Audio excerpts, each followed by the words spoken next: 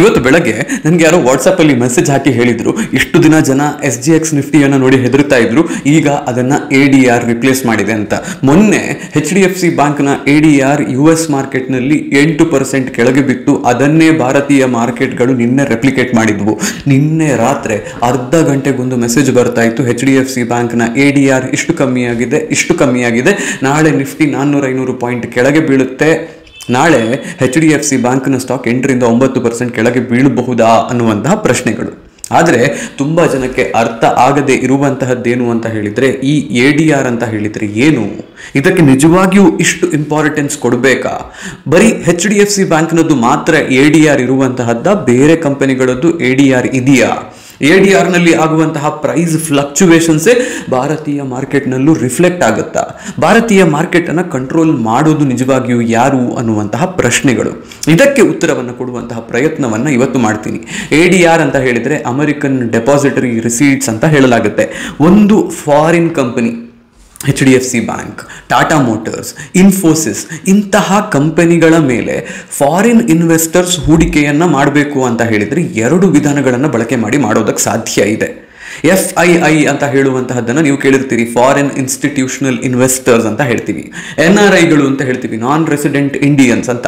ಇವರು ಭಾರತೀಯ ಮಾರ್ಕೆಟ್ನಲ್ಲಿ ಹೂಡಿಕೆಯನ್ನು ಮಾಡಬಹುದು, ಅಥವಾ ಅಮೆರಿಕನ್ ಎಕ್ಸ್ಚೇಂಜಸ್ನಲ್ಲಿಯೇ ಭಾರತದ ಸ್ಟಾಕ್ಗಳನ್ನು ಖರೀದಿ ಮಾಡಬಹುದು. ಇದನ್ನು ಮಾಡೋದು ADRಗಳ ಖರೀದಿಯ ಮೂಲಕ. ಈಗ HDFC ಬ್ಯಾಂಕ್ನ ADR ಅಮೆರಿಕಾದಲ್ಲಿ ಇದೆ ಅಂತ ಹೇಳಿದರೆ, ಆ ADR ಅನ್ನು ಖರೀದಿ ಮಾಡಿದರೆ ಯಾರಾದರೂ ಭಾರತದಲ್ಲಿ HDFC ಬ್ಯಾಂಕ್ನ ಸ್ಟಾಕ್ಗಳನ್ನು ಖರೀದಿ ಮಾಡುವಂತಹದ್ದೇ ಕೆಲಸವನ್ನು ಅವರು ಅಮೆರಿಕಾದಲ್ಲಿ ಕೂತ್ಕೊಂಡೇ ಮಾಡ್ತಾರೆ. ಇದನ್ನು ಮಾಡೋದ್ರಿಂದ ಅವರಿಗೆ ಆಗುವಂತಹ ಲಾಭ ಏನು? ಅಮೆರಿಕಾದಲ್ಲೇ ಅದನ್ನು ಕೊಂಡುಕೊಂಡು ಅಮೆರಿಕಾದಲ್ಲೇ ಅದನ್ನು ಮಾರ್ತಾ ಇರುವ ಕಾರಣ ಅವರ ಟ್ರಾನ್ಸಾಕ್ಷನ್ಸ್ ಡಾಲರ್ನಲ್ಲಿ ಆಗುತ್ತೆ. ಅವರು US ಅವರ ಟ್ರಾನ್ಸಾಕ್ಷನ್ಸ್ಗೆ ಬೇಕಾಗಿರುವಂತಹ ಟ್ಯಾಕ್ಸಸ್ ಅನ್ನು ಕಟ್ತಾರೆ. ಇಲ್ಲಿ ಭಾರತೀಯ ಮಾರ್ಕೆಟ್ನಲ್ಲಿ ಅವರಿಗೆ ಯಾವುದೇ ರೀತಿಯ ಟ್ಯಾಕ್ಸ್ ಕಟ್ಟಬೇಕಾಗಿ ಬರೋದಿಲ್ಲ. ಕರೆನ್ಸಿ ಕನ್ವರ್ಷನ್ನ ತಲೆಬಿಸಿಯೂ ಕೂಡ ಅವರಿಗೆ ಇರೋದಿಲ್ಲ. ಒಂದು HDFC ಬ್ಯಾಂಕ್ನ ADR ಅಂತ ಹೇಳಿದರೆ 3 fully paid stocks of HDFC bank in India ಅನ್ನೋದನ್ನು ನಾನು ಓದಿದ್ದೆ. ಅಂದರೆ ಒಂದು ADR ಆಫ್ HDFC ಬ್ಯಾಂಕ್ನ ವ್ಯಾಲ್ಯೂ ಇಲ್ಲಿನ 3 ಸ್ಟಾಕ್ಗಳದ್ದು. ಈಗ HDFC ಬ್ಯಾಂಕ್ನ ADR ಅಮೆರಿಕಾದಲ್ಲಿ 8% ಬಿತ್ತು ಅಂತ ಹೇಳಿದ ಕೂಡಲೇ ನಾವು ನಿಜವಾಗಿಯೂ ತಲೆಬಿಸಿ ಮಾಡಬೇಕಾ ಅನ್ನುವ ಪ್ರಶ್ನೆಯನ್ನು ನೀವು ಕೇಳಿದರೆ, ಮಾಡಲೇಬೇಕು ಅಂತೇನೂ ಇಲ್ಲ.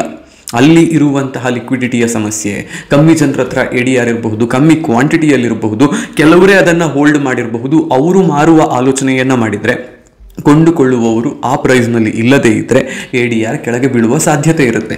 ಲಿಕ್ವಿಡಿಟಿಯಿಂದಾಗಿ ಈ ಸಮಸ್ಯೆ ಬರುವಂತಹದ್ದು. ಇನ್ಫೋಸಿಸ್ನ ADR 5%, 6% ಬಿದ್ದಾಗಲೂ ಕೂಡ ಇನ್ಫೋಸಿಸ್ ಇಲ್ಲಿ ಪಾಸಿಟಿವ್ನಲ್ಲಿ ಇದ್ದಂತಹ ಉದಾಹರಣೆ ಇದೆ. ಟಾಟಾ ಮೋಟರ್ಸ್ನ ADR 2-3% ಮೇಲಕ್ಕೆ ಹೋದಾಗ ಭಾರತದಲ್ಲಿ ಟಾಟಾ ಮೋಟರ್ಸ್ 2-3% ಕೆಳಗೆ ಬಿದ್ದಂತಹ ಉದಾಹರಣೆಯೂ ಕೂಡ ಇದೆ. ಇಲ್ಲಿ ಈಗ ಆಗ್ತಾ ಇರುವಂತಹದ್ದು, markets have gone up significantly. ಏನು ಮಾಡೋದು ಅಂತ ಜನರಿಗೆ ಗೊತ್ತಾಗ್ತಿಲ್ಲ. ಅಮೆರಿಕಾದಲ್ಲಿ ಯಾರೋ ಮಾರ್ತಿದ್ದಾರೆ ಅಂತ ಹೇಳಿದರೆ ಹೆದರಿಕೊಂಡು ರಿಟೈಲರ್ಸ್ ಇಲ್ಲಿಯೂ ಕೂಡ ಮಾರಿ ಆ ಮೂಲಕ ಮಾರ್ಕೆಟ್ ಕೆಳಗೆ ಹೋಗ್ತಾ ಇದೆ. ಆದರೆ ಈ ಫಾಲನ್ನು ಅರೆಸ್ಟ್ ಮಾಡೋದು ಹೇಗೆ? ಈ ಫಾಲನ್ನು ಅರೆಸ್ಟ್ ಮಾಡೋದಕ್ಕೆ ಬರುವವರು DIIಗಳು, ಡೊಮೆಸ್ಟಿಕ್ ಇನ್ಸ್ಟಿಟ್ಯೂಷನಲ್ ಇನ್ವೆಸ್ಟರ್ಸ್ ಅಂತ ನಾವು ಅವರನ್ನು ಹೇಳ್ತೀವಿ. ನಾನು ಅವರ ಬಗ್ಗೆ ಮಾತಾಡೋದಕ್ಕಿಂತ ಮುಂಚೆ ಫಾರಿನರ್ಸ್ ಭಾರತದಲ್ಲಿ ಹೂಡಿಕೆಯನ್ನು ಮಾಡೋದಾದರೆ FIIಗಳ ಮೂಲಕ ಅಥವಾ NRIಗಳು ಬಂದು ಹೂಡಿಕೆಯನ್ನು ಮಾಡ್ತಾರೆ ಅನ್ನೋದನ್ನು ಹೇಳಿದ್ದೆ. ಈಗ ನಿಮಗೆ FII ಮತ್ತು DII ಅಂತ ಹೇಳುವಂತಹ 2 ಎಂಟಿಟಿಗಳು ಇದ್ದಾರೆ ಅನ್ನೋದು ಗೊತ್ತಾಗಿರುತ್ತೆ. ಹಾಗಿದ್ರೆ ಇವರು ಯಾರು? ಫಾರಿನ್ ಇನ್ಸ್ಟಿಟ್ಯೂಷನಲ್ ಇನ್ವೆಸ್ಟರ್ಸ್ ಅನ್ನ FIIs ಅಂತ ಹೇಳ್ತೀವಿ. ಇದು ಬೇರೆ ಯಾವುದಾದ್ರೂ ದೇಶದಲ್ಲಿ ರಿಜಿಸ್ಟರ್ ಆಗಿರುವಂತಹ ಇನ್ಸ್ಟಿಟ್ಯೂಷನ್ಗಳು. ಇನ್ಸ್ಟಿಟ್ಯೂಷನ್ಸ್ ಅಂತ ಹೇಳಿದ್ರೆ ಏನು? ಮ್ಯೂಚುವಲ್ ಫಂಡ್ ಹೌಸಸ್ ಇರುತ್ತೆ, ದುಡ್ಡನ್ನು ಕಲೆಕ್ಟ್ ಮಾಡಿಬಿಟ್ಟು ಹೂಡಿಕೆಯನ್ನು ಮಾಡೋದಕ್ಕೆ ಇರುವಂತಹ ಕಂಪನಿಗಳು, ಆಸೆಟ್ ಮ್ಯಾನೇಜ್ಮೆಂಟ್ ಕಂಪನಿಗಳು ಅಂತ ಇವರನ್ನು ಕರಿತೀವಿ. ಇವರು FIIಗಳಾಗಿರ್ತಾರೆ. ಹೆಡ್ಜ್ ಫಂಡ್ಸ್ ಅಂತ ಇರುತ್ತೆ, ಇದರಲ್ಲಿ ಒಂದು ಸ್ವಲ್ಪ ಪ್ರೀಮಿಯಂ ಆಗಿರುವಂತಹ ಜನರು, ಅಂದರೆ ತುಂಬಾ ದುಡ್ಡಿರುತ್ತೆ ಅವರ ಹತ್ರ, ಅವರು ಒಬ್ಬ ಹೆಡ್ಜ್ ಫಂಡ್ ಮ್ಯಾನೇಜರ್ನ ಮೂಲಕ ದುಡ್ಡನ್ನು ಹೂಡಿಕೆ ಮಾಡ್ತಿರ್ತಾರೆ. ಅವರು ಹೂಡಿಕೆಯನ್ನು ಮಾಡುವುದಕ್ಕೂ ಕೂಡ ಈ ರೀತಿ FII ರೂಟ್ ಮೂಲಕ ಬರ್ತಾರೆ. ಪೆನ್ಷನ್ ಫಂಡ್ಗಳಿರ್ತವೆ, ಫಾರಿನ್ ಬ್ಯಾಂಕ್ಗಳು ಇರ್ತವೆ, ಫಾರಿನ್ ಗವರ್ಮೆಂಟ್ಗಳು ಇರ್ತವೆ. ನೀವು ಈಗ ಕೆಲವೊಂದಿಷ್ಟು ಸ್ಟಾಕ್ಗಳಲ್ಲಿ ಫಾರಿನ್ ಇನ್ವೆಸ್ಟರ್ಸ್ ಯಾರಿದ್ದಾರೆ ಅನ್ನೋದನ್ನ ನೋಡಿದ್ರೆ ನಿಮಗೆ ಗವರ್ಮೆಂಟ್ ಆಫ್ ಸಿಂಗಪುರ್ ಅಂತ ಹೇಳುವಂತಹ ಒಂದು FII ಎಂಟಿಟಿ ಕಾಣುವುದಕ್ಕೆ ಸಿಗುತ್ತೆ ಕೆಲವು ಕಡೆಗಳಲ್ಲಿ, which means the government of Singapore is also acting as an FII and investing in Indian entities. Central ಬ್ಯಾಂಕ್ಗಳು, ಫೆಡರಲ್ ರಿಸರ್ವ್ ಅಂತ ಹೇಳುವಂತಹ ಅಮೆರಿಕದ ಸೆಂಟ್ರಲ್ ಬ್ಯಾಂಕ್ ಇದೆ, ಬ್ಯಾಂಕ್ ಆಫ್ ಯುರೋಪ್ ಅಂತ ಹೇಳುವಂತಹದ್ದಿದೆ. ಈ ರೀತಿಯ ಬ್ಯಾಂಕ್ಗಳು ಕೂಡ FIIಗಳಾಗಿ ಭಾರತದಲ್ಲಿ ಹೂಡಿಕೆಯನ್ನ ಮಾಡ್ತಾರೆ. ಅಂಡ್ ಭಾರತದ ಇನ್ಸ್ಟಿಟ್ಯೂಷನಲ್ ಇನ್ವೆಸ್ಟರ್ಸ್ ಅಂತ ಹೇಳಿದ್ರೆ DIIಗಳು ಯಾರು? ನಿಮಗೆ ಮ್ಯೂಚುವಲ್ ಫಂಡ್ ಹೌಸಸ್ ಭಾರತದಲ್ಲಿಯೂ ಕೂಡ ಇದ್ದಾವೆ, ಅವರು ಹೂಡಿಕೆಯನ್ನ ಮಾಡ್ತಾರೆ.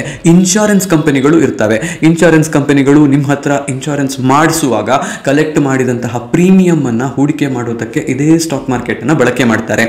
LIC ಇದೆ, ಭಾರತದ ಅತಿ ದೊಡ್ಡ ಪಬ್ಲಿಕ್ ಸೆಕ್ಟರ್ ಇನ್ಶೂರೆನ್ಸ್ ಕಂಪನಿ ಇದು, ಭಾರತದ ಅತಿ ದೊಡ್ಡ ಇನ್ಶೂರೆನ್ಸ್ ಕಂಪನಿ ಇದು.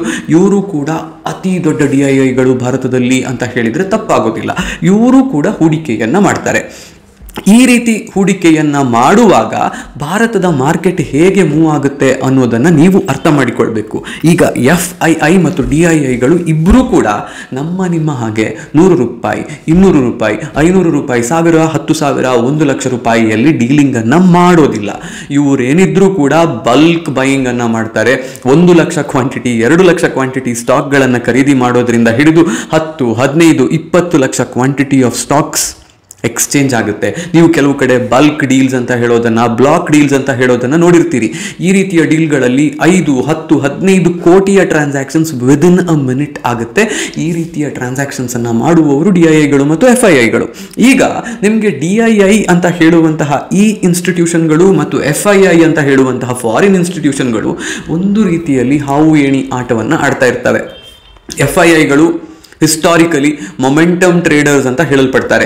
ಅವರು ಯಾವುದಾದ್ರೂ ಒಂದು ಮಾರ್ಕೆಟ್ನಲ್ಲಿ ತುಂಬ ಒಳ್ಳೆಯ ಓಟ ಸಿಗ್ತಾ ಇದೆ ಅಂತ ಹೇಳಿದರೆ ಆ ಅನಾಲಿಸಿಸ್ ಮಾಡಿ ದುಡ್ಡನ್ನು ಹೂಡಿಕೆ ಮಾಡ್ತಾರೆ. ಮಾರ್ಕೆಟ್ ಟಾಪ್ಗೆ ಹೋಯ್ತು ಅಂತ ಅವ್ರಿಗೆ ಅನಿಸಿದಾಗ ದುಡ್ಡನ್ನು ತೆಗೆದು ಬಿಡ್ತಾರೆ. ಇವರು ಹೀಗೆ ದುಡ್ಡನ್ನು ಮೂವ್ ಆಗ್ತಾ ಇರುವಂತಹ ಅಥವಾ ಮೇಲೆ ಹೋಗ್ತಾ ಇರುವಂತಹ ಮಾರ್ಕೆಟ್ನಲ್ಲಿ ಇನ್ವೆಸ್ಟ್ ಮಾಡಿ ಇನ್ನೂ ಸ್ವಲ್ಪ ಮೇಲಕ್ಕೆ ಹೋದಾಗ ಅಲ್ಲಿಂದ ದುಡ್ಡನ್ನು ತೆಗೆದಾಗ ಮಾರ್ಕೆಟ್ ಫಾಲ್ ಆಗೋದು ಶುರುವಾಗುತ್ತೆ. ಈ ಮಾರ್ಕೆಟ್ ಫಾಲನ್ನು ಅರೆಸ್ಟ್ ಮಾಡೋದು, ಇನ್ನೇನು ಯಾರು ಕಾಯೋರೇ ಇಲ್ಲ, ತುಂಬ ಜೋರಾಗಿ ಮಾರ್ಕೆಟ್ ಬೀಳ್ತಿದೆ ಅಂತಾದಾಗ ಆ ಫಾಲನ್ನು ಅರೆಸ್ಟ್ ಮಾಡೋದು DIIಗಳು. ನಿಮಗೆ ಕೋವಿಡ್ ಸಮಯದಲ್ಲಿ ಇನ್ವೆಸ್ಟ್ಮೆಂಟ್ ಮಾಡಿರುವ ನೆನಪಿದೆ ಅಂತ ಹೇಳಿದರೆ ಆಗ ನೀವು ನೋಡಿರಬಹುದು 1-2 ದಿನ ಸ್ಟಾಕ್ ಮಾರ್ಕೆಟ್ ಯಾವ ಲೆವೆಲ್ಗೆ ಬಿದ್ದಿತ್ತು ಅಂತ ಹೇಳಿದರೆ ಸರ್ಕ್ಯೂಟ್ ಬ್ರೇಕರ್ ಅಂತ ಹೇಳುವಂತಹದ್ದು ಟ್ರಿಗರ್ ಆಗಿತ್ತು. ಯಾವುದಾದ್ರೂ ಮಾರ್ಕೆಟ್ ಅಂದರೆ ಈಗ ನಮಗೆ ನಿಫ್ಟಿ ಅಥವಾ ಸೆನ್ಸೆಕ್ಸ್ನಂತಹ ಇಂಡೆಕ್ಸ್ 10%, 20% ಒಂದೇ ಟ್ರೇಡಿಂಗ್ ಡೇನಲ್ಲಿ ಕೆಳಗೆ ಬಿದ್ದರೆ ಸರ್ಕ್ಯೂಟ್ ಬ್ರೇಕರ್ ಅನ್ನುವಂತಹದ್ದು ಆಕ್ಟಿವೇಟ್ ಆಗುತ್ತೆ. ಹೀಗೆ FIIಗಳು ಭಾರತದಲ್ಲಿ ಕೋವಿಡ್ ಸಮಯದಲ್ಲಿ ಭಯಂಕರ ದೊಡ್ಡ ಮಟ್ಟಿನ ಸೇಲ್ ಮಾಡಿದಾಗ ನನಗಿನ್ನೂ ಸ್ಪೆಸಿಫಿಕ್ ಆಗಿ ನೆನಪಿದೆ, SBI ಸ್ಟೇಟ್ ಬ್ಯಾಂಕ್ ಆಫ್ ಇಂಡಿಯಾದ ಸ್ಟಾಕ್ 220 ರೂಪಾಯಿಯಿಂದ 180 ರೂಪಾಯಿಗೆ ಕೆಳಗಿಳಿದಿತ್ತು within a fraction of 5 to 10 seconds. ಹೀಗೆ ಬಿದ್ದಂತಹ SBIನ ಸ್ಟಾಕ್ ಮತ್ತು ನಿಫ್ಟಿ ಸರ್ಕ್ಯೂಟ್ ಬ್ರೇಕರ್ ಹಿಟ್ ಆಗಿ ಅರ್ಧ ಗಂಟೆಗಳ ಕಾಲ ಟ್ರೇಡಿಂಗ್ ಹಾಲ್ಟ್ ಆಗಿತ್ತು. ಟ್ರೇಡಿಂಗ್ ಮತ್ತೆ ಶುರುವಾದಾಗ SBI 180ರಲ್ಲಿದ್ದು 230 ರೂಪಾಯಿಗೆ ವಿದಿನ್ ಅ ಮಿನಿಟ್ ಮೇಲಕ್ಕೆ ಹೋಗಿತ್ತು. LIC was the biggest buyer ಆ ದಿನ ಅಂತ ಹೇಳ್ತಾರೆ. LICಗೆ ಇದೇ ಕಾರಣಕ್ಕೆ ತುಂಬಾ ಜನ ಬೈದಿದ್ರು. ಭಾರತ ಸರ್ಕಾರ LICಯ ಮೂಲಕ ಹೂಡಿಕೆಯನ್ನ ಮಾಡಿ LICಯನ್ನ ಡಿಸ್ಟೆಬಿಲೈಸ್ ಮಾಡ್ತಾ ಇದೆ ಅನ್ನೋದನ್ನು ಕೂಡ ಹೇಳಿದ್ರು. ರಾಜಕೀಯವನ್ನ ಹೊರಗಿಟ್ಟು ನೀವು ನೋಡಿದ್ರೆ ಆವತ್ತು LIC ಅಥವಾ any other DII would have done the same job. ಒಂದು ಮಾರ್ಕೆಟ್ ಅನ್ನ ಸ್ಟೇಬಲ್ ಆಗಿಡಬೇಕು, ಒಂದು ಮಾರ್ಕೆಟ್ನಲ್ಲಿ ಫಾಲ್ ಅನ್ನ ಅರೆಸ್ಟ್ ಮಾಡಬೇಕು ಅಂತ ಹೇಳಿದ್ರೆ ದೊಡ್ಡ ಮಟ್ಟಿಗೆ ಹೂಡಿಕೆಯನ್ನ ಯಾರಾದರೂ ಮಾಡಲೇಬೇಕು. ಈ ಹೂಡಿಕೆಯನ್ನ ಮಾಡುವವರು DIIಗಳು. ಮಾರ್ಕೆಟ್ ಒಂದು ಲೆವೆಲ್ಗಿಂತ ಕೆಳಗೆ ಬಿದ್ದಿದೆ ಅಂತಾದಾಗ ಅಥವಾ ಬೀಳುತ್ತೆ ಅಂತಾದಾಗ DIIಗಳು ಆಕ್ಟಿವೇಟ್ ಆಗ್ತಾರೆ. ಮ್ಯೂಚುವಲ್ ಫಂಡ್ ಹೌಸಸ್ ಇರಬಹುದು, ಇನ್ಶೂರೆನ್ಸ್ ಕಂಪನಿಗಳಿರಬಹುದು, ದುಡ್ಡನ್ನು ಹೂಡಿಕೆ ಮಾಡ್ತಾರೆ. ಬ್ಯಾಂಕ್ಗಳು ಕೂಡ ದುಡ್ಡನ್ನು ಹೂಡಿಕೆ ಮಾಡ್ತವೆ, ಸ್ಟಾಕ್ ಪ್ರೈಸಸ್ ಅನ್ನು ಮೇಲಕ್ಕೆ ತಗೊಂಡು ಹೋಗೋದನ್ನು ನೋಡ್ತವೆ. FIIಗಳು ಇದರ ಉಲ್ಟಾ ಕೆಲಸ ಮಾಡ್ತಾರೆ. ಅವರು ಇಷ್ಟನ್ನ ಮಾತ್ರ ಮಾಡೋದಿಲ್ಲ, ಅವರು ಇನ್ವೆಸ್ಟ್ ಮಾಡಬೇಕಾದ್ರೆ ತುಂಬಾ ಬೇರೆ ವಿಚಾರಗಳ ಬಗ್ಗೆಯೂ ಅವರು ಆಲೋಚನೆ ಮಾಡಬೇಕಾಗುತ್ತೆ. US ಡಾಲರ್ ಸ್ಟ್ರೆಂಥನ್ ಆಗ್ತಾ ಇದೆ ಅಂತ ಹೇಳಿದ್ರೆ, US ಡಾಲರ್ನ ವ್ಯಾಲ್ಯೂಯೇಷನ್ ಹೆಚ್ಚಾಗ್ತಾ ಇದೆ, ರುಪಿ ವೀಕ್ ಆಗ್ತಿದೆ ಅಂತ ಹೇಳಿದ್ರು ಕೂಡ ಅವರು ದುಡ್ಡನ್ನು ತೆಗೆಯುವಂತಹ ಆಲೋಚನೆಯನ್ನ ಮಾಡ್ತಾರೆ. ಅದೇ ರೀತಿಯಲ್ಲಿ ಅವರಿಗೆ ಫೆಡರಲ್ ರಿಸರ್ವ್ನ ಡಿಸಿಷನ್ಸ್ ಹೇಗಿದೆ ಅನ್ನೋದನ್ನ ನೋಡಿಕೊಂಡು, ಈಗ ಅಮೆರಿಕಾದಲ್ಲಿ ಹೆಚ್ಚಿನ ಬಡ್ಡಿ ದರವನ್ನ ಫೆಡರಲ್ ರಿಸರ್ವ್ ಹೆಚ್ಚು ಮಾಡ್ತಾ ಹೋಯ್ತು ಅಂತ ಹೇಳಿದ್ರೆ, ಇಂಟ್ರೆಸ್ಟ್ ರೇಟ್ ಅಮೆರಿಕಾದಲ್ಲಿ ಹೆಚ್ಚಾಗ್ತಿದೆ ಅಂತ ಹೇಳಿದ್ರೆ, ಅವರು ಆಗ ಕೂಡ ಭಾರತದಿಂದ ದುಡ್ಡನ್ನು ಹೊರಗೆ ತೆಗಿತಾರೆ. ಅವ್ರು ಯಾಕೆ ಇದನ್ನು ಮಾಡ್ತಾರೆ, ಅದರ ಹಿಂದೆ ಇರುವಂತಹ ಎಕನಾಮಿಕ್ಸ್ ಏನು ಅನ್ನೋದನ್ನ ಇನ್ನೊಂದು ವಿಡಿಯೋದಲ್ಲಿ ನಾನು ನಿಮಗೆ ಹೇಳ್ತೀನಿ. ಬಟ್ ನಿಮಗೆ ಅರ್ಥ ಆಗಬೇಕಾಗಿರುವಂತಹದ್ದು ಇಷ್ಟು, ಬರೀ ADR ಮೂವ್ ಆಯಿತು ಅಂತ ಹೇಳಿದ ಕಾರಣಕ್ಕೆ ಭಾರತದಲ್ಲಿ ಒಂದು ಸ್ಟಾಕ್ ಮೂವ್ ಆಗುತ್ತೆ, ಮೇಲಕ್ಕೆ ಹೋಗುತ್ತೆ, ಕೆಳಗೆ ಬೀಳುತ್ತೆ ಅನ್ನುವಂತಹದ್ದು ತಪ್ಪು. ಅಲ್ಲಿರುವಂತಹ ಲಿಕ್ವಿಡಿಟಿ, ಇಲ್ಲಿರುವಂತಹ ಲಿಕ್ವಿಡಿಟಿ, ಅಲ್ಲಿರುವಂತಹ ಮಾರ್ಕೆಟ್ ಪಾರ್ಟಿಸಿಪೆಂಟ್ಸ್, ಇಲ್ಲಿರುವಂತಹ ಮಾರ್ಕೆಟ್ ಪಾರ್ಟಿಸಿಪೆಂಟ್ಸ್ ಬೇರೆ ಬೇರೆ. ಇಲ್ಲಿ ಭಾರತದಲ್ಲಿ ಸ್ಟಾಕ್ ಪ್ರೈಸ್ನ ಮೂವ್ಮೆಂಟ್ ಅತಿ ಸಡನ್ ಆಗಿ ಆಗುವಂತಹದ್ದು FII ಇನ್ಫ್ಲೋ ಅಥವಾ ಔಟ್ಫ್ಲೋ ಇಂದಾಗಿ, DII ಇನ್ಫ್ಲೋ ಅಥವಾ ಔಟ್ಫ್ಲೋ ಇಂದಾಗಿ. ರಿಟೇಲರ್ಸ್ ಇವತ್ತು ಭಾರತದ ಮಾರ್ಕೆಟ್ನಲ್ಲಿ ದೊಡ್ಡ ಮಟ್ಟಿನ ಕಾಂಟ್ರಿಬ್ಯೂಷನ್ ಅನ್ನು ಕೊಡ್ತಿದ್ದಾರೆ.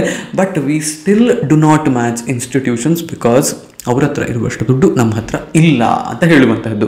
ಹಾಗಾಗಿ ನಾಳೆಯಿಂದ ಯಾರಾದರೂ ನಿಮಗೆ ADR ಅಷ್ಟು ಬಿತ್ತಂತೆ, ಇಷ್ಟು ಬಿದ್ದಂತೆ ಅಂತ ಹೇಳಿ ರಾತ್ರಿ ಮೆಸೇಜ್ ಮಾಡಿ ನಿಮ್ಮ ಹತ್ರ ಆ ಸ್ಟಾಕ್ ನಿಮ್ಮ ಪೋರ್ಟ್ಫೋಲಿಯೋದಲ್ಲಿ ಇದ್ದು ನೀವು ನಿದ್ದೆ ಕೆಟ್ಟು ಮಾರ್ಕೆಟ್ ಓಪನ್ ಆಗೋದಕ್ಕೆ ಕಾಯುವುದನ್ನು ನಿಲ್ಲಿಸಿ. ADRs don't control the market, FIIs and DIIs do, and we have extremely stringent rules to make sure that they don't foul play the game. ಇದು ಇವತ್ತಿನ ವಿಡಿಯೋ. ನನ್ನ ಹೆಸರು ಆಶೀಶ್ ಸಾರಡ್ಕ. ಈ ರೀತಿಯ ವಿಡಿಯೋಗಳನ್ನು ಆದಷ್ಟು ನಿಮಗೆ ಕೊಡುವಂತಹ ಪ್ರಯತ್ನವನ್ನು ಮಾಡ್ತೀನಿ. ಈ ವಿಡಿಯೋಗಳ ಮೂಲಕ ಒಂದಿಷ್ಟು ಫಂಡಮೆಂಟಲ್ ಅನಾಲಿಸಿಸ್, ಒಂದಿಷ್ಟು ಟೆಕ್ನಿಕಲ್ ಅನಾಲಿಸಿಸ್ ನಿಮಗೂ ಕೂಡ ಕಲಿಯೋದು ಸಾಧ್ಯ ಆಗುತ್ತೆ. ಈ ವಿಡಿಯೋ ಇಷ್ಟ ಆಗಿದ್ದರೆ ನನ್ನನ್ನು ಫಾಲೋ ಮಾಡೋದನ್ನು, ಫೇಸ್ಬುಕ್ಕಲ್ಲಿ ನೋಡ್ತಾ ಇದ್ದರೆ ಫಾಲೋ ಮಾಡೋದನ್ನು ಮರಿಬೇಡಿ. ಯೂಟ್ಯೂಬ್ನಲ್ಲಾದರೆ ಚಾನಲ್ ಸಬ್ಸ್ಕ್ರೈಬ್ ಮಾಡೋದು ಮರಿಬೇಡಿ. ಇನ್ಸ್ಟಾಗ್ರಾಮ್ನಲ್ಲಾದರೂ ಕೂಡ ಫಾಲೋ ಮಾಡೋದನ್ನು ಮರಿಬೇಡಿ. ಹೋಗಿ ಬರ್ತೀನಿ. ನಾನು ನಿಮ್ಮ ಆಶೀಶ್ ಸಾರಡ್ಕ.